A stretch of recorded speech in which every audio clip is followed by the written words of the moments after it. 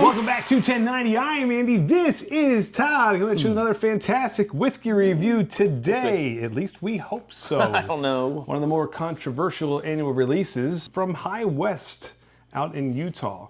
This is their Midwinter's Night Dram. Just released, Act 13. This is a Scene 6 that we just picked up. Todd, tell us a little bit about this. Well, I'll be honest with you, Andy. I haven't picked this up in the last 2 years. You know, it's notoriously, we hunted this years ago. It was that wonderful rye whiskey finished in those tawny port barrels that you were all after. Tawny and ruby port. And ruby port. Yeah. And the price just kept going up and up. And other whiskeys out there, namely Sagamore, Traverse City, I could go on, were putting out rye whiskeys finished in port barrels that were as good, if not better, and the price was significantly cheaper. So we saw this today. Yep. MSRP is $150. We said, you know what? Let's go for it. We haven't bought it in a while. Let's revisit Midwinter's Night Dram and see if it holds up. And is it worth that price tag? We used to love this beer. Well, I've always been a fan of this release. I know that what you said is noted, but soft spot for this. This is kind of one of those very first unicorns that I hunted and fell in love with those port finishes before they started becoming readily available. So available right now at Whitey's. We got 150 MSRP. Yeah. They have, I think, 5 more bottles of it. So if you're in the local area, head to Whitey's. Go grab it. Tell them we sent you. Let's get a nose on this, huh? All right, on the nose. I mean, the nose is beautiful. I mean, I will say that, right? It's. You know what I love about this though? That you can smell the rye spice on it too. It's not overly on the ruby port. You do, but you still get those jammy notes that I really like. You get those. It's a sweet nose, actually. It's almost like a sugary plum. It's a very balanced nose. I think you're like between sweet and savory all before you even take a sip, which I really like.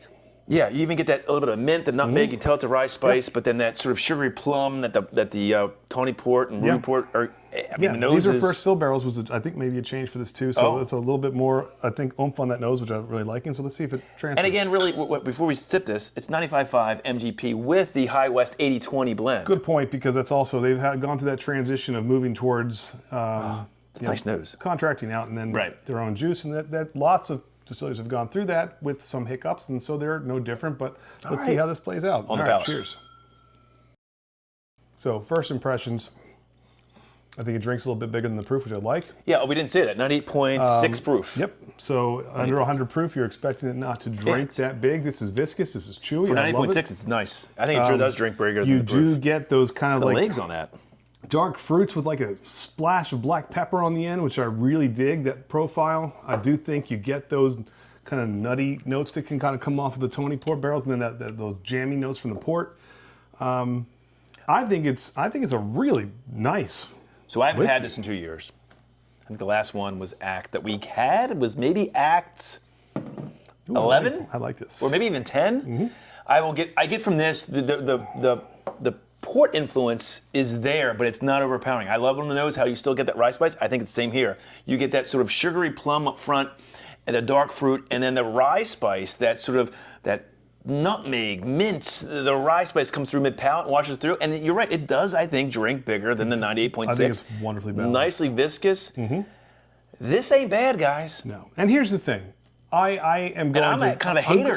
You've been on this. I've always liked them. There's been a soft spot in the middle. Let's get this out of the way. I think the price tag is still hefty, especially for under 100 proof, for what you're paying and what you can get elsewhere. You mentioned other places. But even things like Sagamore, as much as I like it, that is not port. It's it's Maryland winery port. That's so it's true. Not the real deal. These are still delicious. These are Portuguese, tawny and ruby port barrels, French oak. These are going to be a little bit more expensive too. Not justifying the price tag.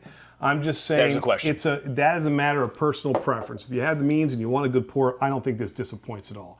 If you are saying, hey, it's way too expensive, I can't argue that either. Yeah. So if we're going past purchase or pour, I would say try it first. Pour it. See if you like it. $150 is a lot. Because it is a hefty price tag. But if you're a person who's just an avid collector of Midwinter's Night Dram, maybe you've been disappointed in some past releases, I think this one will probably tickle your fancy. Let's be honest. It's good. Think of the finished whiskeys we've had this year. This is one of the better ones. I'm not going to argue with that. This may creep into our top 5, definitely our top 10. Like I said, whiskeys. we just shot another video that may sound a little contradictory on that, and that was right before this drop. But hey, that is true. That's the beauty of subjective nature of whiskey. So anyway, I enjoyed it. I think you're right. This is a pour. If you're an avid collector of this, get it. You're going to love it. It's a good act. Good scene. What scene, act? I don't know. 13 and 6. Yeah. 13 and 6. Good stuff. Now, speaking of good acts, you know, come see us on Tuesday nights for Glam and Drams. We go live every Tuesday. Distilleries, breweries have a heck of a good time. To our Patreons, thank you. You can click that QR code and become a Patreon, free or paid tiers, with lots of good releases. Single barrels coming your way. And speaking of even the greatest act of all time. Oh, Def Leppard. He says that every time. Until next time. Oh, and there will be next time. Cheers, in. Rock on, guys. Rock on. That is pretty good. I think it's damn tasty. It is really